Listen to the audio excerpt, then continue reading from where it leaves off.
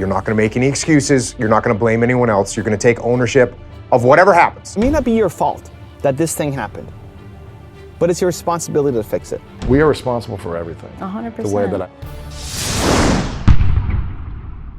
Rise and shine! It's Entspresso time. Hey, it's Carmichael, and I am not a morning person, but if you start your day with a morning routine that inspires you, like watching one of these videos, it will change your life. So let's start your day off right together. Grab your coffee, know that I believe in you, and get ready for a shot of Entspresso from Jocko Willink. I wake up every morning. Espresso keep me going. I wake up every morning. What's the number one thing you look for in a leader? Well, the first book was called Extreme Ownership. And what that means is you're not going to make any excuses. You're not going to blame anyone else. You're going to take ownership of whatever happens. And when something goes wrong, instead of pointing fingers and blaming someone else, you're going to take ownership of that problem. You're going to take ownership of figuring out what the solution to that problem is, and you're going to take ownership of implementing that solution. So that is the number one thing that I'm looking for a leader to do, is to take ownership of the problems. And again, we called that extreme ownership. And it was one of those things that was very easy to see in a SEAL platoon, because when someone doesn't take ownership and starts pointing fingers and blaming, well, like for instance, right now, if I started pointing my finger and blaming you for something, what's your natural reaction going to be? You get defensive, get upset. I mean, it's not my fault this broadcast isn't what I wanted it to be. Exactly. And then what happens is we have a team where I'm pointing the finger at you, you're pointing the finger at someone else, and now we have no one taking ownership of the problems, and therefore the problems never get solved. The opposite of that is when you have a good leader that steps up and says, hey, Ben, you know what? This broadcast didn't go the way I wanted it to. I should have done a better job preparing for your questions. I'm sorry, I apologize. And now instead of you getting defensive, you say, you know what? No, actually, I could have done a better job. And now both of us are taking ownership of the problems, and we're going to get them solved. If you're blaming everyone else, I can't control you. I can't control these other things outside. I can't control. The only thing I can control is me. So instead of worrying about who else is causing you problems, worry about what you can do to yourself to improve your station. And if you go down that path, you're going to find you have a lot more control than you think you do. Taking ownership sucks because it means you have to do something. This is why most people don't do it. Why do most people not take ownership for where they're at? Because it means then you have to do something. As long as it's somebody else's fault, right? As long as it's your parents' fault or the school's fault or the government's fault or the president's fault or your friend's fault or the person who screwed you, it's their fault. Like as long as it's somebody else's fault, you're justified in not doing anything. You can stay where you are and feel comfortable and feel happy because it's not your fault why you're here. It's their fault. It's that company's fault. It's your boss's fault, right? Which is where we want to stay. It's to comfort you who's fighting for control, because growth you requires taking ownership. And in that internal struggle between comfort you and growth you, these are the daily battles that you have to fight. Because when you say, I'm going to take ownership of this, the next step has to be action. The next step has to be solving the problem. If you say, I'm in charge, I'm in control, I can change my outcome, the next step has to be you changing your outcome, right? And not everybody is always in growth. I'm not always in growth mode all the time, but that's the best version of me. That's the best version of you. The one who says, I'm going to take charge, I'm in control, I'm going to take ownership of the situation, I'm going to make a change. One of the things that I like to do is think of it as responsibility. It may not be your fault. Some people have a hard time with the it's all my fault. It's all your fault. Accepting blame. It's not about blame. It's not about blame. It may not be your fault that this thing happened, but it's your responsibility to fix it. What is responsibility? Responsibility is the ability to respond, right? Responsibility is the ability to respond. Do you have an ability to respond and make this situation better, even if it wasn't your fault and you didn't cause it? Yes. You always can respond. So you have responsibility to fix it, to make your life and the people around you happier. So last night, I was sitting down with a friend of mine, and it ended up being a late conversation. Didn't finish till about 1 a.m. And he was having some problems with his family and trying to figure out what he was going to do, where he was going to go, what the next move should be. And I want to go to bed. You know, I gotta wake up tomorrow morning and get going. And it's easy for me to say, well, it's not my fault. I barely know these people, right? I mean, it's his family. Why am I so concerned about it? Well, it's not my fault, but it's my responsibility. I have the ability to respond, to make his situation better. And I did. In that conversation, the idea, the plan that he had to fix the situation wasn't gonna work. And I helped him make a better one. And spending 2 hours with him in that moment of need gave him more confidence, gave him more clarity, gave him more hope, gave him more belief, because I chose to take on the responsibility and spend 2 hours with him instead of going to bed.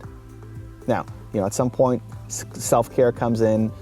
Just because you have the ability to respond doesn't mean you have to all the time. If it's at the detriment to yourself and you're not sleeping and you're not taking care of your goals and your dreams and your ambitions, that matters, and that all plays into it. But last night, I'm proud that I spent the time with the 2 hours with my friend to help him out of that situation. And so whatever's happening to you, you probably have legit reasons, right? Like, this is where we struggle, is because the people around you, chances are piling on the reasons why things haven't worked out. That you tried something, but it didn't work out because someone like you can't do that. Like, who do you think you were to be able to think that you could go off and do that crazy thing that's way outside the norm of what someone like you does? And they keep you stuck where you are. Like, already you're stuck where you are. Already comfort you beats out growth you most of the time. And every now and then growth you comes out and starts slugging away and says, no, I want this. The people around you just are living in comfort them the whole time. They're just living in comfort you.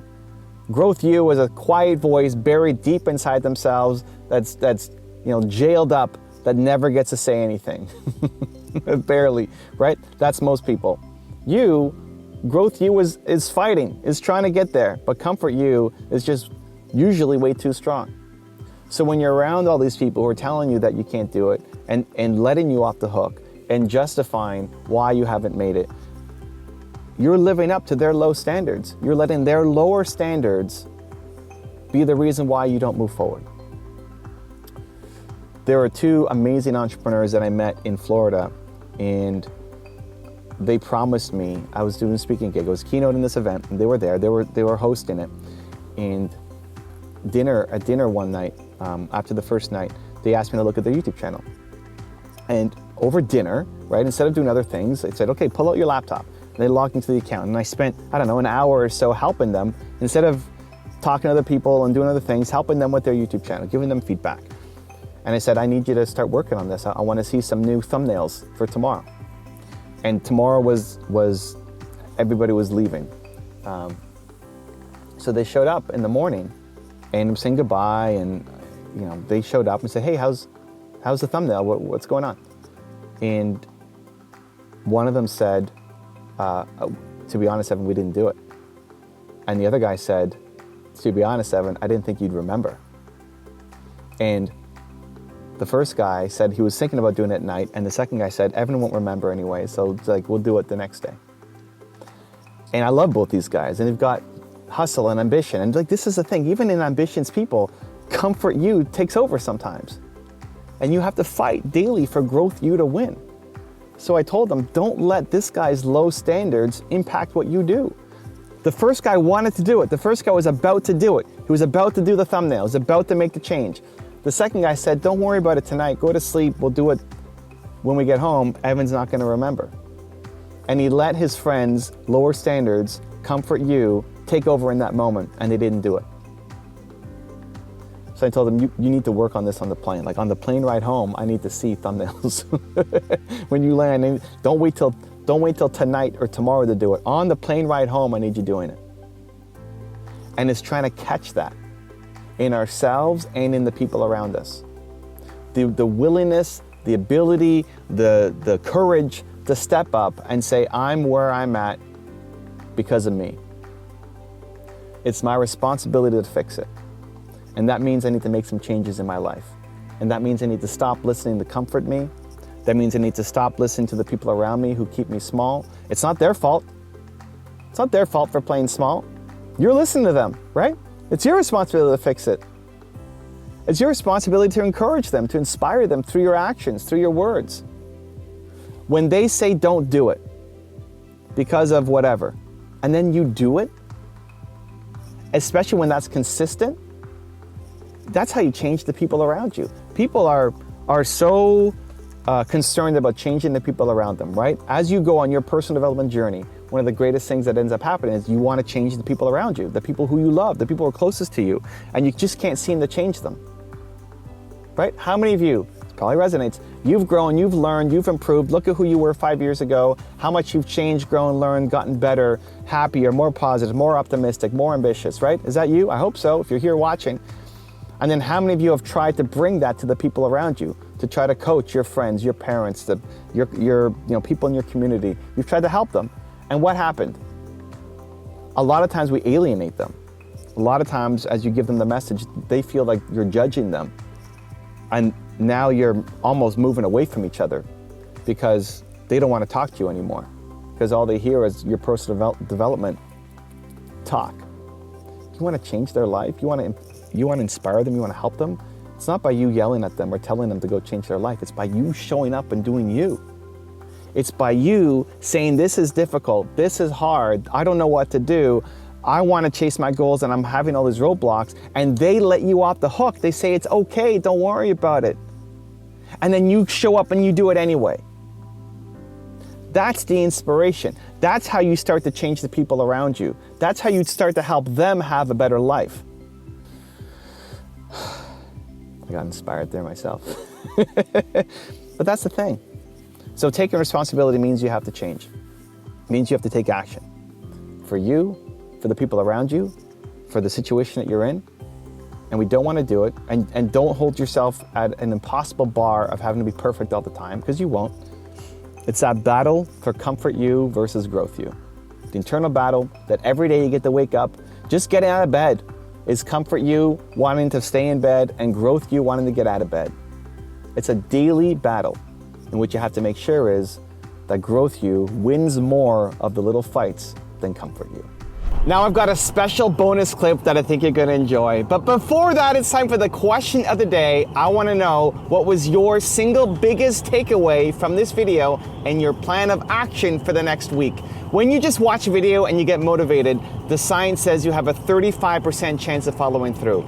But when you get motivated and create a plan of action, you bump it from 35% to 91% chance of following through. And when you share it with other people, like in this community in the comments below, it jumps to 95%. I want you to follow through. So question of the day, what was your single biggest takeaway from this video, and what is your plan of action for the next week? Let me know, put it down in the comments below so I can celebrate you. Also, if you want to have more self-belief and self-confidence, I've created a special free training where every day for the next 254 days, I will send you an unlisted video that will inspire you. The science says it takes up to 254 days of consecutive action to build a habit. So if you want to join in, get more self-belief and self-confidence for free every day, there's a link to join in the description below. I'll see you there. People want to know how to stop the laziness, and they want to know how to stop the procrastination. And I looked at him and I said, I'm not a brand, I'm a person. Self-discipline comes from the self. It comes from you. So many people blame other people, right? They're like, oh, they this, they that. We are responsible for everything. 100%. The way that I've learned it. Yeah. And when I take full responsibility for everything, my parents, the sexual abuse, the losses, the wins, the breakups, whatever, the good, the bad, when I take ownership for it all, even if I didn't actually do it, but if I take responsibility, I feel so much peace because I don't have anyone else to blame. I just accept it. I don't say it's okay that these things happen, but I say, okay, it's happened and I've accepted it. What can I learn from this? Where's the good in this, and how can I move forward? And that's what brings me a lot of peace. If you want another awesome Jocko Willink video, check it out right there next to me. I think you'll enjoy it. Continue to believe, and I'll see you there. You can still take ownership of things, even if the initial reaction is like, oh, well, you can't control that. You have to be proud of your effort every single day. I tell women that anybody can accomplish anything,